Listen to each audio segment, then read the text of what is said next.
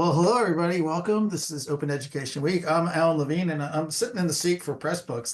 They kind of gave me the keys to the car here to run this webinar, and they don't know how badly I drive. But welcome to this session, and it's the first of a collaboration that we at OEGlobal are really happy to be doing with Pressbooks, and we're calling it OER Under the Hood.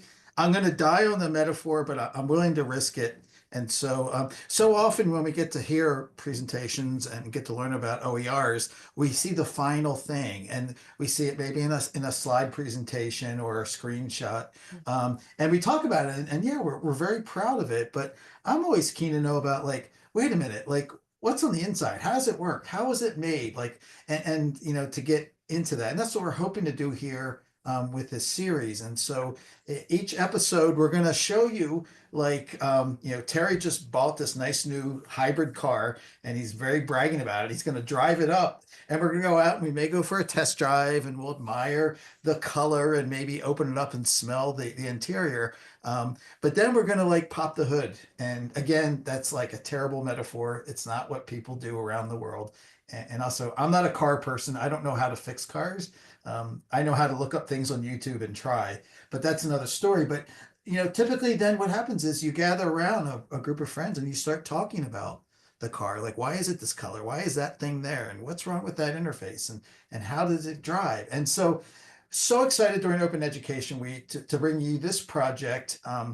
Because also in talking with the Pressbooks team, I kind of said like, can we sort of highlight the things that Pressbooks do outside the scope of what most people expect as open textbooks? And so there's so many great things because Pressbooks is really a vehicle to produce online content. And this is a great example of using a Pressbook as a student portfolio, and even how it came to be is really brilliant. So I want to stop talking and really introduce friends and colleagues who worked on a series of projects that kind of, we're going to talk about them from the beginning. And I'm going to leave it to, who do we decide was going to talk about this, Terry or Amber?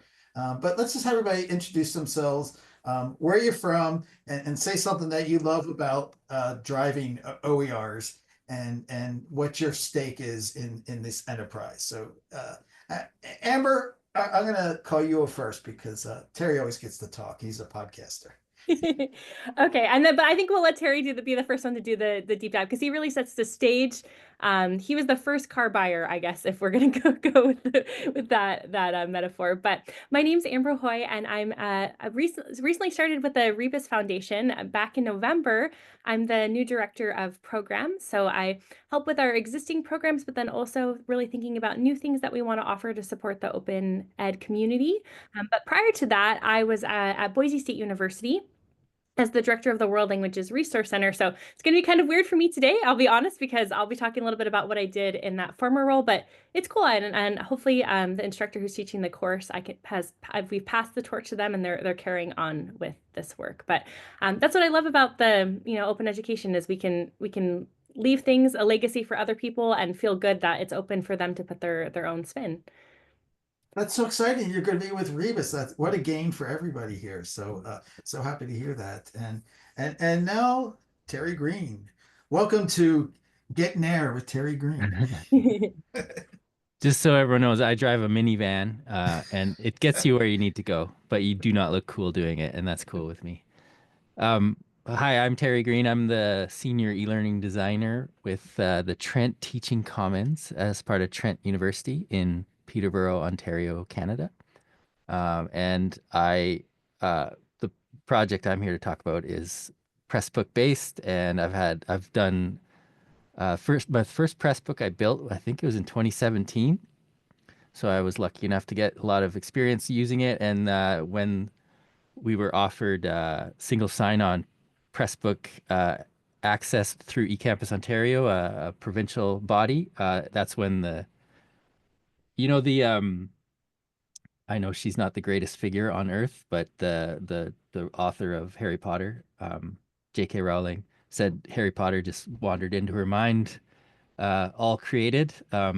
This project just kind of wandered into my mind with my experience with Pressbooks and just knowing about domain of one's own, and it's really just a hybrid of that. So I'm glad that it all came together, and then Amber made it better. This is great. And more or less, folks, what we're going to do, we're going to screen share. The folks at Pressbooks said they go with my rules of no slides. And but I just really want to introduce a good friend and colleague, Steele Wagstead. He's like the guy who comes over who knows like stuff about the cars, but also he's a driver too. Like he's not just like a guy who's into nuts and bolts. So hello, Steele, and let people know who you are if they really don't know who you are. Hey, Alan. Thanks. I'm Steele Wagstaff. I work at Pressbooks. I've been here for about 6 years. I'm the customer experience lead, but before that, I was a product manager. And before that, I worked at the University of Wisconsin, kind of in a similar role to Terry and Amber. And we support a lot of open education projects there using Pressbooks and other platforms. I'm based in Eugene, Oregon, and I'm really excited to be here. And we'll do some talking later, but I'll pass it over to Terry to get us started on the going under the hood. Yeah. And so All right. I will drive in the share car, screen. Terry. I'm going to share my screen, and you can tell me where to look under the hood as I blather on. Let me know. Are you seeing that? Oh, nice, nice. That looks beautiful. Yeah, we see it, Terry. Okay. I could tell when Alan said looks beautiful that you saw something at least. Could have been my background image though. Anyway, so the project was a twist on the domain of one's own that I love, but always thought for maybe the those that don't know how to fix their car themselves, it was a bit too technical for some to create their own domain, and that maybe an easier entry point in the form of Pressbooks, which is already in the form of a book for you, would be a simpler way to get started as someone creating, your own space on the web to share the products of your work as a student. And so the idea of creating an ebook of one's own and to document your learning journey. So I work at Trent, so the idea is that students at Trent can easily take a clone of this press book and begin to document their learning journey and leave here with the book of their time at Trent. And then also, of course, it can be kind of fashioned into a portfolio, but really I just wanted to see students write the book of their learning journey at Trent and just enjoy it myself. It was all for me, really, this whole thing. So this press book tries to do double duty of walking you through how to do it, but also be something you can copy and take. So you might see a lot of kind of placeholders for where you might put goals, reflections, assignment work, showcase work. Like it's up to you as a student to decide what work goes in here, but I just kind of created space for all these things to do. And I have it a bit of a running example of what you might put in there. And so then it was provided to students to grab and then run with, and they can contact me when they get stuck on certain things, and then I learn what instructions I gave poorly. Another part of it is a micro credential with instruction. This is Blackboard. I know it looks like you're going back to the internet in 2001, but this is current Blackboard. Sorry, Blackboard. I can't help myself. So this is a micro credential, and I like. So I think micro credentials themselves are often like kind of late stage capitalism, neoliberalism. Here, how do we get more money out of this? How do we let corporations tell us what to teach?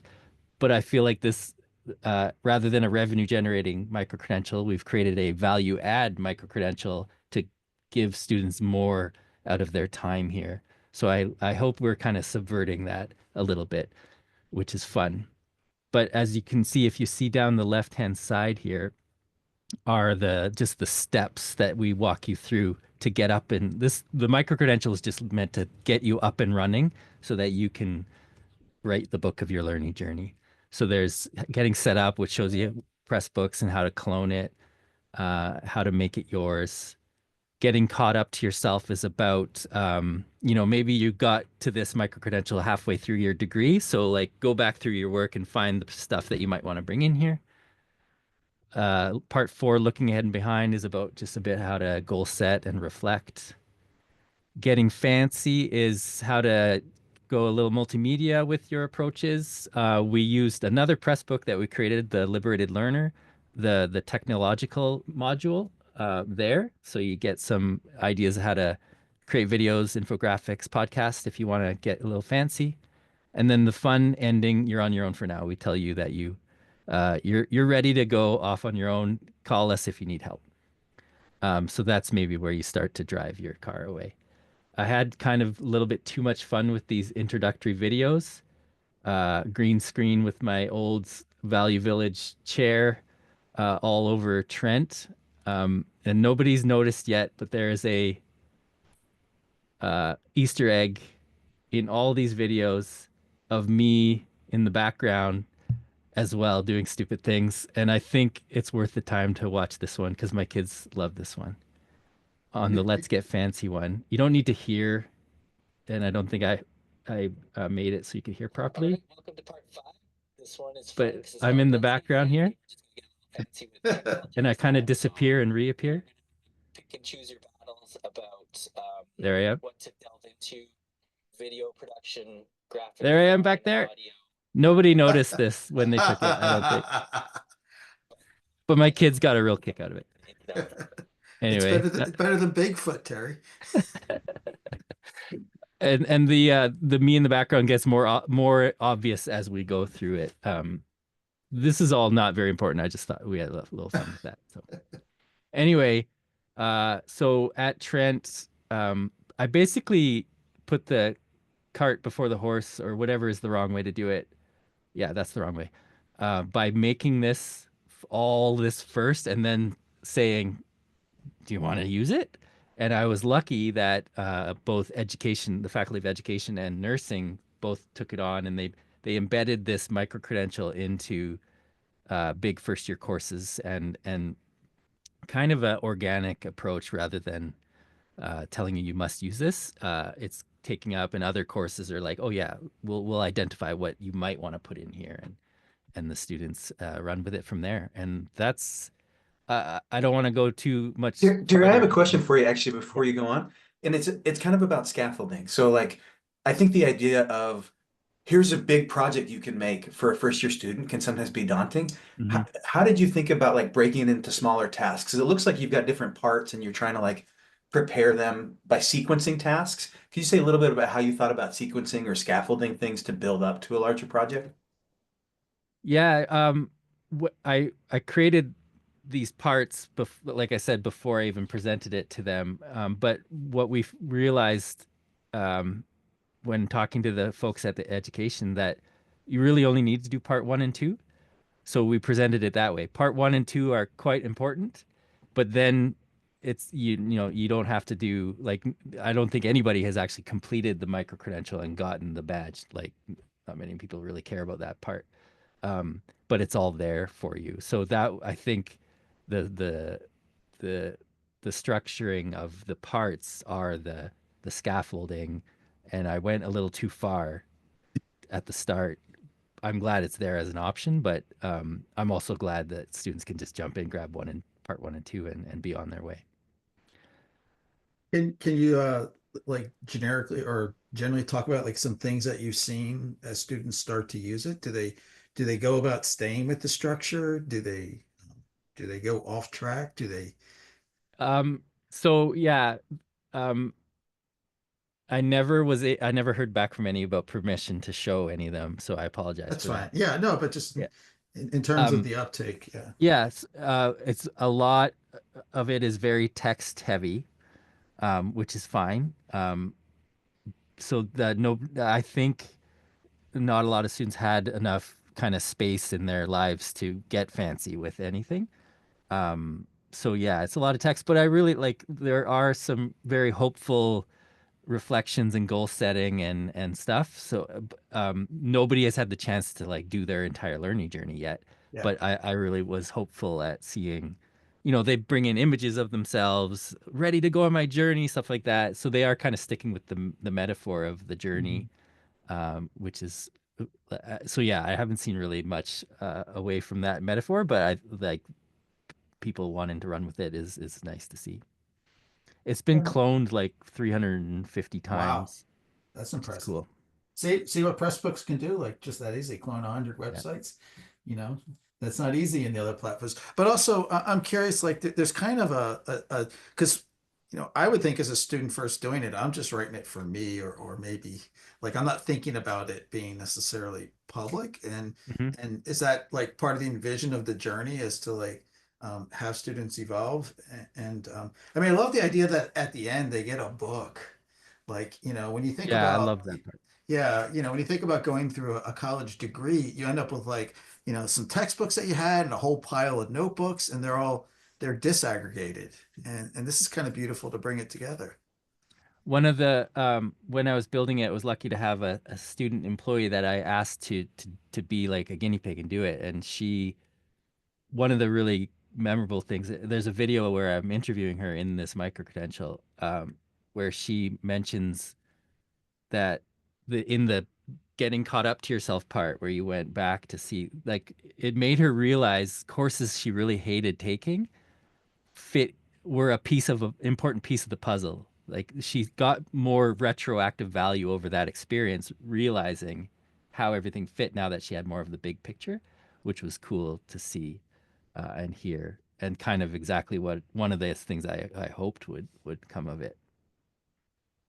I And totally also, I mean, lost the plot of your question originally, but that just came to mind. no, but and also like the notion that with Pressbooks, yeah, you build something that's on the web, but you actually do get the option because it comes with the car, Right. to have a print ready version of it. Yeah, and that was a thing we make sure people know it can be private and you can add your instructor to see it for grades and feedback, or it can be public, and all the options for exporting. Like Steel, do you even know what all those formats mean when you go to export? Nobody knows. There's so many, but all these different formats you can and click back and forth about what is even included in those exports. There's lots of flexibility for what you uh, show the world or I suspect some of them are just random letters, Terry. It's like that Easter egg you put of yourself in the background. We're just waiting to see if anybody's yeah, exactly. using that Published to format. LBR. Yeah, the LBR, great format. Yeah. Yeah. Uh, PBR. and again, I don't know if you can show this or so where do students get their learning journey? Like, they clone it themselves? Like, Yeah, where do so they? part of the, let me find it before so you don't have to watch me scroll through That's them all. okay. That's okay. Jerry's shifting gears I and think what he was saying, Alan, is that they have single sign-on so that okay. anybody Yeah. with the net ID or a credential can log into the Pressbooks instance, and then Yeah. they'll see the creator clone option. And if they have that book or that URL, they would just copy it. Yeah. Yeah, here, Guessing I'll just Amber's nodding, they probably do something similar. That might be But maybe a good there's, transition point yeah. to Amber even. Yeah. And then should there's pop like the that. hood a little more. Yeah. That's okay. That's why we're here in the garage. So we have a video about how to navigate Pressbooks, and then they're walked through how to clone Okay. and shown where it is. Okay. Yeah, that's the steps that I gave. Is there that issue? Because like I'm just thinking like when they clone it, they have to like think of the part of the web address that will be their name or like how to identify their unique learning That is journey. a real, that was a sticking point for a lot. Like even understanding, I'm asking you to create a URL, and they're like, "Where's Yeah. the URL? What's the URL? I don't know it." Like, Yeah. well, it Yeah. doesn't exist yet. You have to make it up. Yeah. Um, and I think a lot of people tried to take the URL of the clone or the template and make it the Yeah. clone, and it's like that's already exists, and they're like, "What the hell? What do you mean?" So like that part maybe should do live and in person or something sometimes. No, it's I think okay. that's a really good point though, Terry. Like there's an enormous difference between being a consumer on the web and being a creator on the web. Mhm. And moving towards creation is a big cognitive shift, but it's terrifying sometimes, but it can be really empowering. You start to think about the web is stuff that humans have made. I can be one of those humans, right? That's a Mhm. cool learning experience in itself. And there's lots of embedded knowledge in that that we're not always aware of until we have to do it. And that is the exact moment where that shift needs to happen. So it maybe put some alarm bells there. So more clear, concise information there needs to be. That would be a major revision I'd need to make. Not a major revision, but an important one. But it's, you know, the car was tested and built, and now it's on the streets, and you know, there could be updates. Yeah. Should we talk about like Amber, how did you get latched onto Terry's car sales pitch? Well, I was looking for a new car. Well, actually, I really was. I was looking for a new type of portfolio tool for my students to use. So a little bit of backstory. The course that I taught at Boise State was a course all around preparing students for life after graduation, whether they were heading into the job market, grad school, something in between. And one of the assignments that we had always done, I taught the course for, gosh, about 10, 11 years, was to create an ePortfolio to help students really showcase, you know, not only reflect on their learning, but to have it something that they could showcase to grad school or to future employers to show really what they were capable of. And that would be something that was curated, that they worked on over time. And we used WordPress. WordPress was really great for the students that had that level of digital competency or literacy. But as an instructor, it was often really painful for me because I had to spend so much time on the back end helping students really understand something that can be fairly, you know, fairly tricky and technical. What I often found happening was students would sort of do the bare minimum, because they're like, okay, like this was really hard for me to set up a web page and I'm just going to add the content and be done with it. So when I saw Terry's project, I was really curious to see like, wow, you know, Pressbooks I feel like is much more user friendly. If you can, I always say like, if you can put things on a discussion board post, whether that be like Blackboard, Moodle, Canvas, you can use Pressbooks. It's fairly easy to add content to. And I thought, well, wouldn't it be great if I could set up a template for my students and have everything kind of ready to go, set up that scaffold or that foundation, and then let them really get lost in the act of reflection and adding their content. And that was like the most beautiful thing for me, is that I could give them this template and then they could go have at it. And I found in terms of what students were adding, a night and day difference. So a lot of times, again, it was the bare minimum or it was a lot of text, and students sort of were scared off by adding media. But as language majors, a lot of the things that they did in their classes were creating videos or presentations or infographics and all this like really rich media content. And it would be a shame for them to not add that to their ePortfolio. So if it's helpful, I can share my screen and I'll show you a little bit about what it looks like. Can everyone see my screen okay? Yep. Awesome. So this is the template. And again, like Terry was mentioning, they would copy this link, sign in with their Boise State account. We had single sign-on at Boise State for Pressbooks, and then clone it, and it would give them the foundation for everything that they needed. One of the things that I think worked really well was I created this page here that is an about this template. And when students cloned it, and we did that in class together, by the way, that's another pro tip that I have, is like, do it all together. It really, if you can, like Terry's a little bit different because you have so many students, but I was doing it in a course. So I was able to do it live with my students. And I had them just hide this so that anytime they access their portfolio, they had this resource. And it talks a little bit again about building buy-in. Why an ePortfolio? I think that's one of the most important things too to do with your students. I put a link to this report here. But this, like, I think really helped set me up for success as an instructor, to kind of give them the method behind the madness. Why are we doing this? Why are we spending so much time in this course working on this portfolio and encouraging you to work on it beyond this class? And then I have all kinds of things in here. I even played with H5P a little bit to show them like what's possible and to give them some examples of things that they might add to their own portfolio.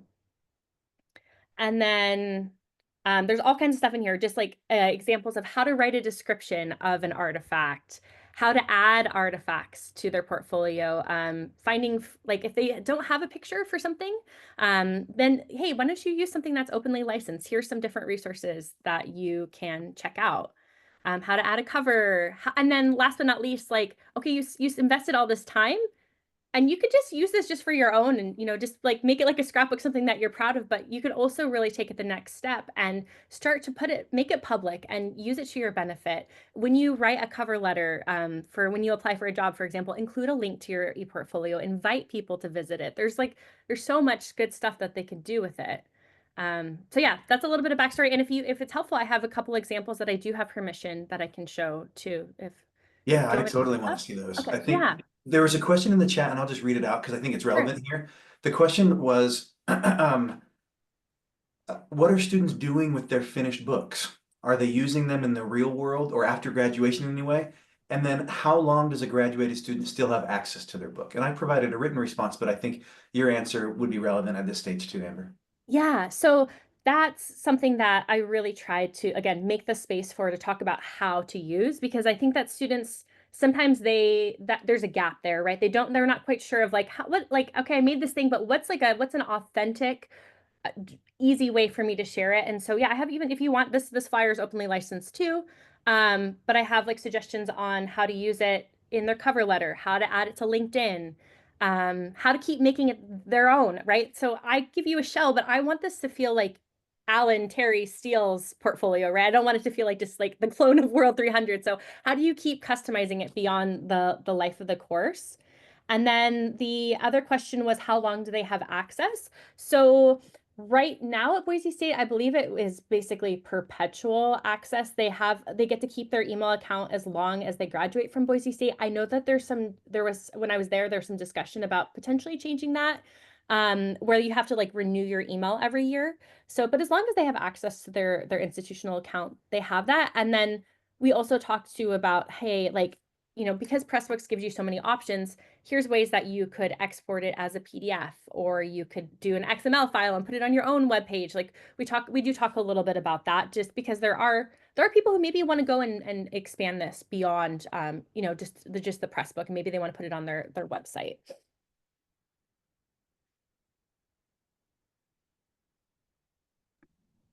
At Trent, there was something I gave instructions in the micro-credential about how to maintain your email indefinitely through, you just had to do one little thing as one way to have it stay. But also we said all the same things about export to all these different things to keep it, etc. But there And was then a pretty easy way to keep it at Trent. on the Pressbooks backend side, there's no automatic filtering or removal of people after a certain point. It's really up to whoever's maintaining the network for when they decide to give or remove access.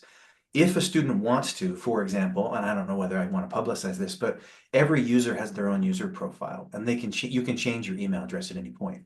So if you know you're going to be losing your institutional email address, you could change to an email address that you still have access to, and then it's up to the network manager to be like, hey, you have the wrong email address, I'm kicking you out, which I think rarely happens, but might. So don't intentionally break your institution's rules about who gets access to their network, but use the freedom that's given to you to do what you want to do, I think, usually, until the freedom's taken away. Maybe I'll say that. So I'm just pulling up a few pieces just for you to see. I think the link's in the chat if you'd like to look at Coulter's. But again, you can see how nice that like this finished product looks too. He's able to put in his own reflection. They're so easily able to embed media. And I think it's either Coulter or Maria's. Let me show you the My Skills section. Yeah, I think it was maybe Maria. But they were very easily, they could very easily embed like, media and graphics and really make it their own. Something I said when we were planning for this session is that I feel like it's really important for the tool to fade into the background, and Pressbooks does that really well. Like I feel like you're not sitting here being like, what is the tool that Maria used? You're really just being able to immerse yourself and focus on the content she created. And that's the same thing for Maria. Like it was really intuitive for her to add content and not be in my office every week, our virtual office, when I was teaching remotely, like getting technical support. So that was really wonderful. These are fantastic. Like, yeah, fade into the background. Yeah, you never see the minivan, Terry. I kind of like speculated, like, if you ever notice anything, students going from at Boise State, where open textbooks are pretty common, going from like being a consumer, as Steve said earlier, of textbooks in their courses, to actually all of a sudden, wait a minute, I can like write my own content or something. Like, do you ever see any like um, observations or ahas or things from students who have like taken that leap? Yeah, I mean, I think this is a great way to plant the seed for them to say like, hey, did you know that you can use this tool by yourself or with your club or with other people in your course to make something? And then I think also, Alan, I'll mention one thing that was really helpful for me too is that we actually had another book that we worked on the first half of the class together where they did an informational interview or they went and they researched a career. And I can pop the link for that one in chat, but they researched like what's possible for a language major. And what was really nice about that is that they were able to create a Pressbooks account through that, got experience adding content to Pressbooks. So then when it came time to do their ePortfolio, they had just a little bit more confidence because they already had an account. They already had some experience. So that's something too that I would recommend no matter what tool you choose to do, just being intentional and trying to give students multiple opportunities or multiple ways to do it, whether it be in your course or throughout your program. I think will really help because it does take time for students to learn a new tool, right? Even though Pressbooks is, I felt is fairly intuitive, the more you use it, the easier it's going to get for the student. Yeah, and I see, I think we might have covered this, that Lynn is asking, is it included within the university setup, or I don't think there's extra cost for students to be able to do this under, yeah. Nope. Good head shake. And so here's an ironic thing. Yeah, go ahead and show this, Amber, and then I'll get to my irony here. Oh yeah, no, and go ahead still. I'm just pulling up, I'm going to pull up the link and then. Perfect. Yeah, I think this is best. If you're Let's curious show to it see in the the other flow. project. Yeah, let's show your thing in the flow and then I'll talk for a Okay. second. There we go. But yeah, this is just, if you're just curious of it, this is again, a good open pedagogy example. But this is what we did to sort of, again, put their Pressbook training wheels on, but, and also create, a collaborative assignment together. I like how dentist is a career for language majors. I wouldn't have thought that. Can I see that chapter? I want to see that chapter. Yeah. Oh, cool. So. Oh, and so there's an extended interview with people in this role that have language degrees. Yep. Oh, nice. I like it. Okay. Or language skills, not needing Okay. a language degree, but they're able to use their language skills. So I wanted to kind of extend and pull a couple of threads that I think both Terry and Amber referenced. And the first thing I want to share, actually, the irony is I did not know Lynn Mead was going to be here and in the chat, but I was, and makes it a little bit more embarrassing because Lynn should probably be talking. But, I worked at a university for a long time, and every university, that there are people there that are just super committed to their teaching, right? That care about the teaching. They win the teaching awards. They're the ones who just really love students. They really love teaching. They think about it. They just do an exceptional job. And so I don't know Lynn Mead, but I knew many Lynn Meads at my institution. And I was going to highlight this example from Lynn at the University of Arkansas, because I think it's absolutely fantastic. And I'll put the link in here. And this is a guide to building a professional portfolio. And many people have seen this and probably referenced it. But this is a toolkit that Lynn made at the University of Arkansas for the very type of thing that Amber and Terry are talking about, for an individual student to showcase their personal ePortfolio. And the chapters here are fantastic. Like why you should show what you know, like a reason for doing it, looking at your strengths, making an about me statement, building a personal brand. There's a really great chapter about creating an inclusive and ethical portfolio. It talks about ethics and universal design. I think this is an important and sometimes overlooked step, especially considering some of the questions we've seen in the chat. There's a lot of both ethical and privacy considerations to think about when encouraging students to share their work. There's a range of levels of comfort with putting your identity on the web. Some people don't want to do that for legitimate reasons, and other people have real excitement about doing that. And some people overshare, some people probably undershare, and there's some coaching that needs to happen, I think, with a lot of that. There's a good section here about protecting the privacy of others, which is also a very important consideration. Just because you want to put something on the web doesn't mean that the people you're talking about or the people that you're representing want to be included. So seeking that consent and doing that is an important consideration. And then talking about citing your sources and making sure others can access it, which is the universal design and accessibility component. So this is really, I think, a really good example of teaching about that. But the thing that I love best about this book is what both Terry and Amber were showing. The under the hood part that I love here is there's a section at the back that has examples, activities, and resources.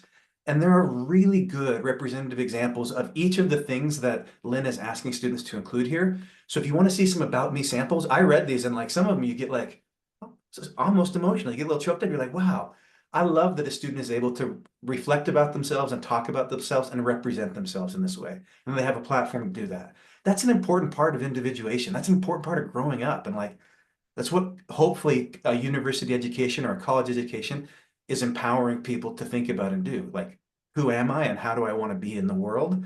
And there's some really great examples here. So if you're a student, you can read this and you can think about this and you can think, hey, this is an idea of how I want to be or how I want to represent myself. And here are some tools that I can use that empower me to do that. So there's a great section here there. There's also examples, if I scroll down, about the artifacts and the skills section. And then there's also a section about creating a teaching portfolio. And Lynn talks about that here, but many people are getting a university degree in order to become teachers. And there's another great resource here. This is from eCampus Ontario. That's even more depth about preparing a teaching portfolio. Many teachers have to do this as part of their education degree. It doesn't always have to be a public portfolio, but there's a lot of great ways that this can overlap. Your teaching portfolio could be partially on the web in lots of places or partially published through Pressbooks. And there's a bunch of great resources here about what makes a compelling teaching portfolio. What are the requirements of their institution? How do you select evidence? How do you use and include this? So this is a really cool resource. And then I wanted to point to what the Indiana University is doing with a specific internship program. So they have a life health sciences internship program. And as part of the internship, you also want to produce evidence of your real world knowledge and the things you've learned and can do. And so they have a really nice guide for how their interns should create portfolios to represent their intern work. And again, you can see a lot of the things. There's a whole section on ethics and accessibility considerations. And I think that's really important. I'll emphasize that the people who are doing this well are thinking about that well. And then, just like Terry was talking about, how do you make your own visual and media stuff? Amber showed some great examples of students doing this. They often need coaching and guidance and training. They're really willing and eager, but this is a section to think about. And then they have a lot of tutorials and a bunch of showcases because they do an in-person showcase at the end of their term. Staying on the Indiana example, there were two, like some people were asking about public student ones. I don't know either of these students, but in the mathematics department, many of these students are writing their portfolio about their bachelor's in science. Like, this student has written about all of these concepts. And I can imagine, let's say I'm an administrator at a school district and I'm interviewing a bunch of candidates to be a math teacher. And I come in and I read about this young woman and I come into her chapter and here she's explaining the concept of null spaces. And I'm like, I know what this young woman knows about null spaces. She's done a really nice job explaining, teaching that. Well, she's also got a chapter about eigenvalues. I don't even know what eigenvalues are personally, but I know now what she knows about eigenvalues because she's made it public to me. She's taught me visibly here. There's another example here from another young woman who does something very similar. Their introductory statements were inspiring. The breadth of knowledge they demonstrated was inspiring. I just come away from these thinking, these are really impressive women. And I realize they've learned something valuable at the university and they've proven it to me in a way that they should feel proud of. And I think that's what's really cool about the projects that Amber and Terry and others were emphasizing. So I'll stop there for a second, but I can go All on. these are great, Steve. Yeah. I'm curious because I'd imagine, and we're seeing some comments, people are really intrigued and excited about this idea. And as people who have done this, Amber and Terry, like if someone is like, what's a good way to start without getting like overwhelmed and ending up shooting videos in the woods with like if I don't have Terry's video chops and Amber's design chops are just like, if you've ever seen her H5P work, it's like it's top shelf. But like, let's say I just want to like start it at a smaller scale and figure out like a simpler way to do this. What's a good way to go about planning for one of these portfolios? As a teacher or as a student? Yeah. As a teacher, yeah. If you say like, wow, I'd really like my students or like our program to start something like this. I Yeah, I would say like the template I made, you don't even really need the micro credential part. So I would just say just work with the template. We'll walk through it and get started, show you how to get started. Like I know this is not that insightful, but keep it simple. I think I probably made it more complicated than necessary by making the Blackboard cartridge. We just had fun with it, you know. So yeah, I would say keep it simple. Don't worry about too much multimedia. Just focus on the idea that for my project, you want to make a book of your learning journey here. Are you interested? All you got to figure out is how to clone this and then follow what's in the book in the template. Keep it I simple. think so. So I've done this both as a teacher. I contributed to a project as a student in graduate school that was life-changing. And then I did it as a teacher, and then I also supported it as an instructional designer. And I think through those experiences, I'd say I have three pieces of advice for people who are getting started. One, kind of exactly what Terry said. Provide flexibility within constraints. And those constraints are really, really important, because if you just tell students, make something awesome and share it on the web, many of them will fail. It's going to be too much. It's going to be too daunting. I don't know how. I'm just going to do the bare minimum, and I did it. Okay, the publishing to the web part became the part that dominated their mind. So I think the piece connected to that is setting up what we call a set of scaffolded assignments.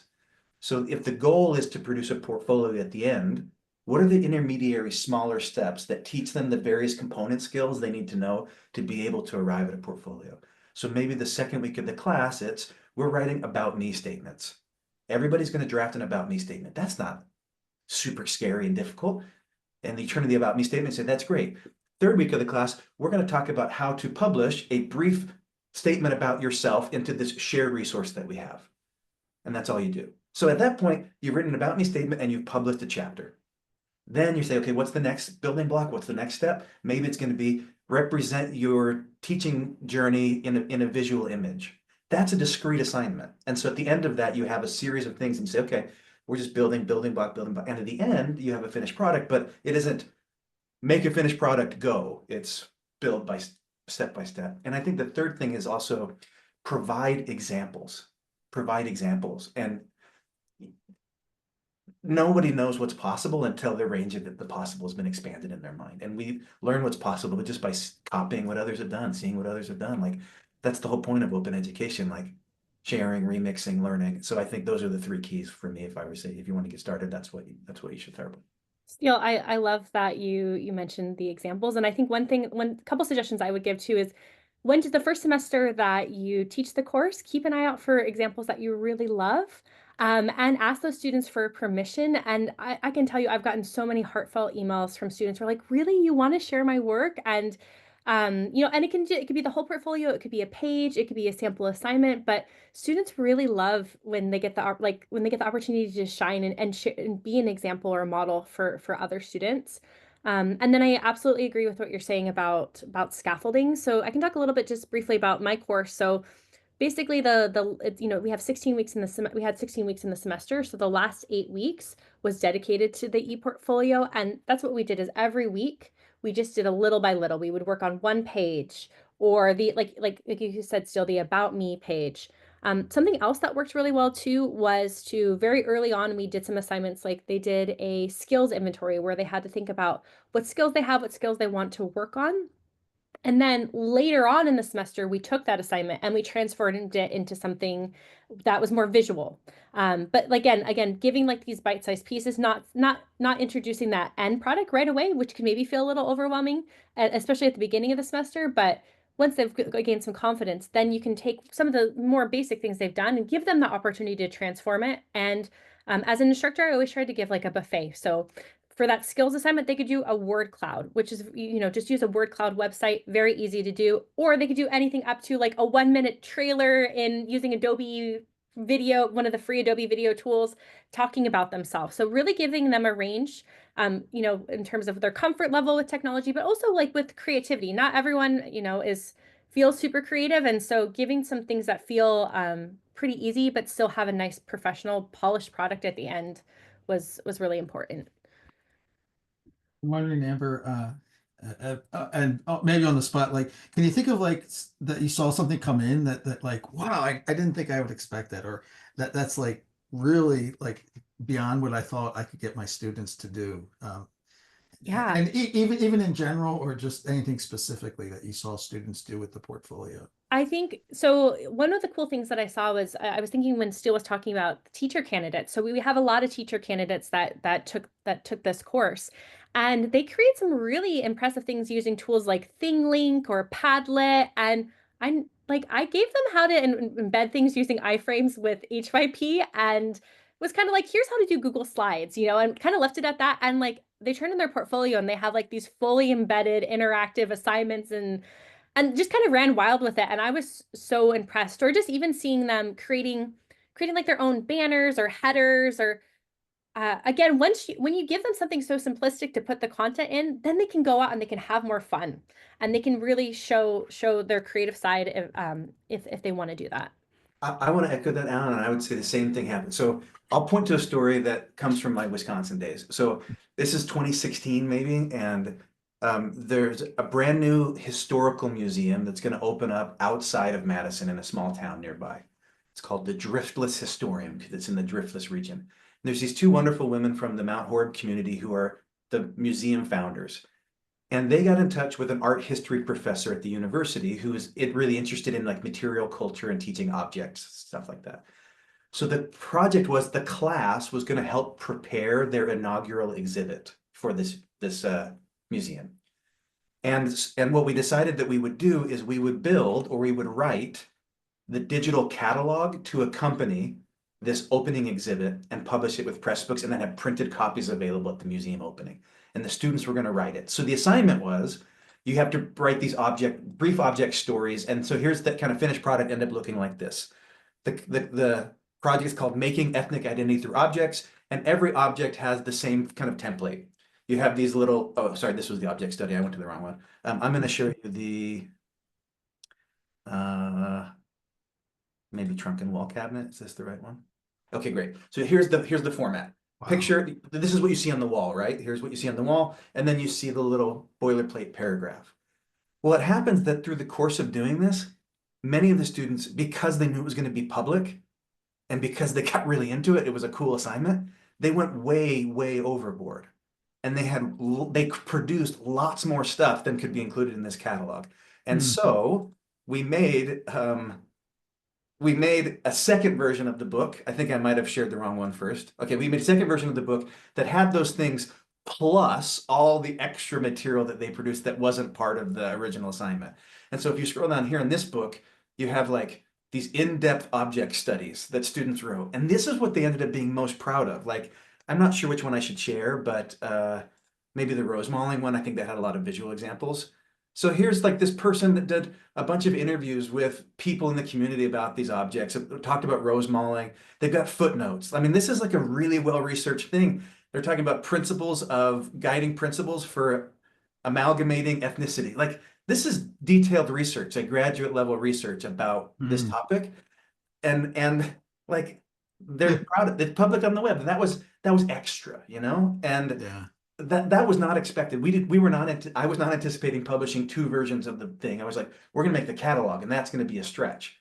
But by the end of that term, they're like, yeah, we made the catalog. Plus we have all this like 300 pages of extra stuff. What do we do with it? And we're like, oh, great. Let's make another book.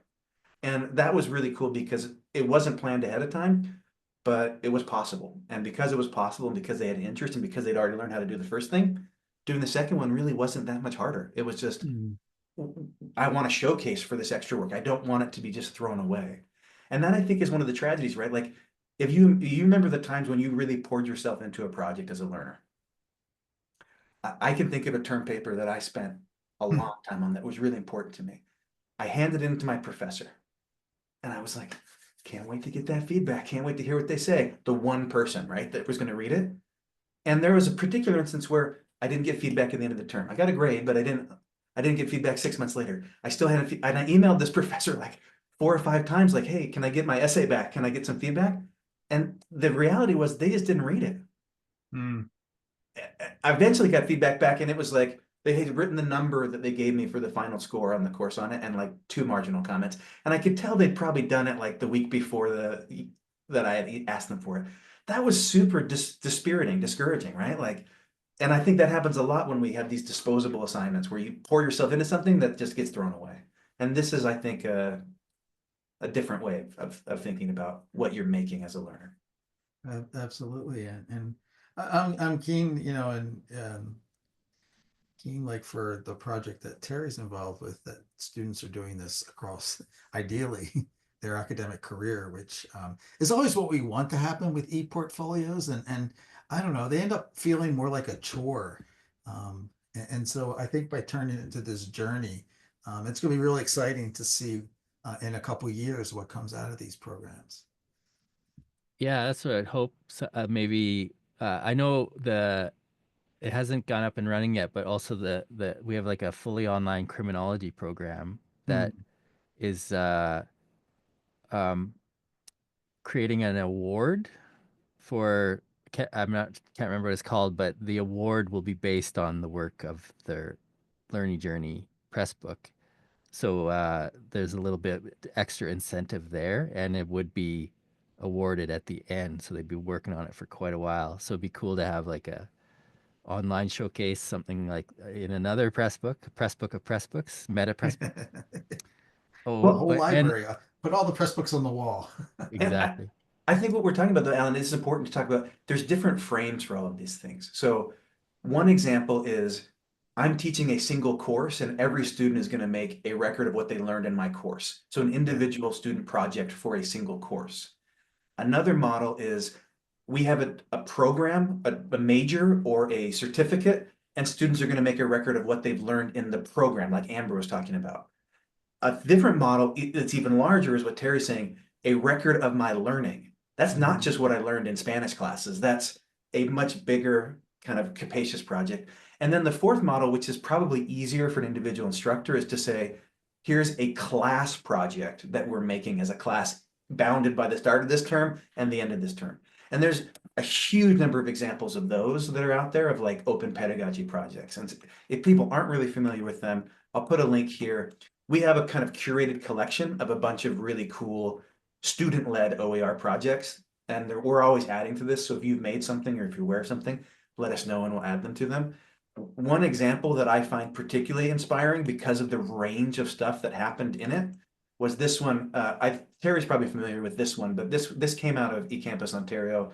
I believe it was students that were master's students in the inclusive design research cohort at OCAD Oh, is it University. Jess Mitchell? Yeah, Jess. Yeah, exactly. Yeah. So, and you look at this, like just looking at the titles and the topics, there's a hugely disparate type of stuff that's represented in this book. Someone's talking about object design for a headband that reduces the risk of retinal detachment. And that's a really kind of niche concept, but there's some cool examples here. Then there's co-designing and sharing information with children in healthcare. Worlds different. And the examples there are really interesting of like design projects. Then you have some multi-sensory stuff. I mean, like the range of type of knowledge and practice that's represented in a single book. If you're talking about examples of cool stuff in different disciplines, this book I think about all the time is like, there's so many different examples of what's possible and what could be published in a basically generic container. And we want Pressbooks to be the generic container. We want it to fade into the background. The point is to showcase the creativity or the ideas of the writer or the creator. And I'd like, yeah, what you said there in terms of the different models, like I think typically if you're going with a portfolio approach and you buy into a system, you're limited by their templates or what the technology affords you. And in this case, the technology enables all of these. Yes, at the and right? It's discretion. a yes and situation. Yeah. Yeah. Oh, so I just want to thank you both so much, and especially all the Pressbooks team for letting us do this first webcast. And we hope to be doing them every couple of months. And we look forward to seeing what Terry does always, and Amber, excited to interact with you with more at Rebus. It's very exciting for all of us. And thank you always, Steele. You bring so much to these conversations.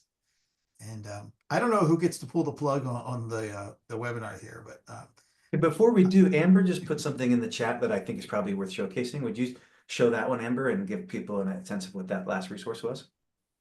Yeah, so if you're interested in these open pedagogy types of assignments, this is a really great handout or handbook, excuse me, that you can share with your students that walks them through all kinds of things that they should consider. Some of that I think was also in the example from Lynn that you talked about with the ePortfolio, but it really helps students understand again, the method behind the madness. Why are we doing open pedagogy assignments in our class? What are you, and most importantly, what are your rights and your responsibilities? And a really accessible chapter on Creative Commons licensing that I used in my class with my students to make sure that they understood that they still maintain the copyright no matter what, but it's really up to them. And there's some really great sample documents and a glossary with some of the the terms that they might encounter as well. So wanted to share that. And then last but not least, if you're interested in these types of ePortfolios as an authentic assessment for your class, I'm going to just pitch real quickly that we're going to be launching a new course certificate with Rebus here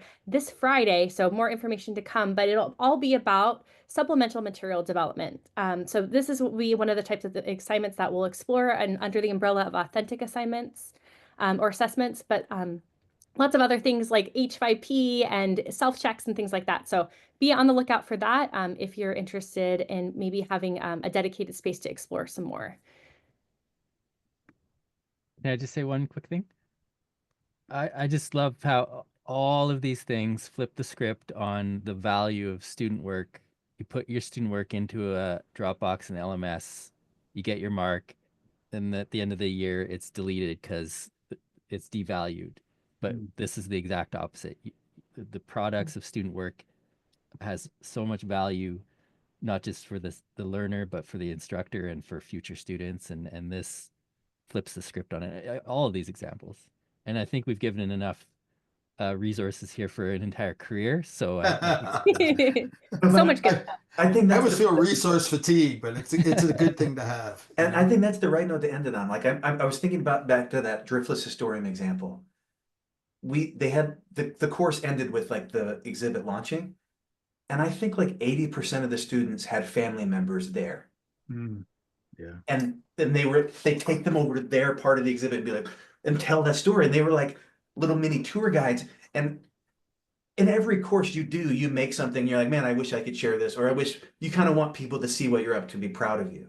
And there's not a lot of opportunities for that, but this is a chance that you can say, like, if you've made something you're proud of, like that's what it's about. It's about sharing and letting people see what you're becoming and who you are and what you've made. And I really appreciate that point, Terry, about like letting people demonstrate the value of what they've made and what they know and what they are.